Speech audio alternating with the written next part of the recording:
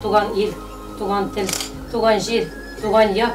Бұлар барысы да нендей дегені сөз, ләкин мұғажизалы, матур, кезге сөзлер. Китаплар дуслык көпірі тізе. Шара әліге исем астындағы проектнің девамы болды. Халықара туған тел күнінде оның тіп ұйыштырушылары да халықлар дуслығы йорты қаршындағы Татар милли мәдәни бірләшмәсе әгзалары иде. Тілнің барлыққа келуі, милләтнің көренеклі ғилем ияләре, бәйрәм программасы махсус презентациялар белән үрелеп барды.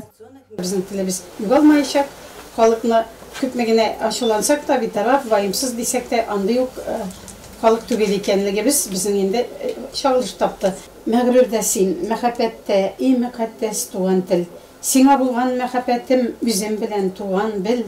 Синдәге асыл сыйфатлар күчеп анам сөтеннән.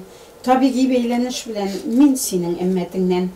Шарада үз җирлегебездән чыккан һәм татар теле мәдәниятте мәгарифи үсешенә зур өлеш керткән галимнәр иҗаты аерым урын алды. Бәйрәмдә катнашучыларга шамаилләр тарихыннан да байтак мәгълүмат җиткерелде. Төрле милләт вәкилләре җирле шагыйрә Фәүзия Мөхәммәтова шигырьләрендә яратып тыңлады. Шарага ныктаны туган тел җыры куйды. Анда катнашкан төрле милли берләшмәләр әгъзалары җырны бергәләп башкарды.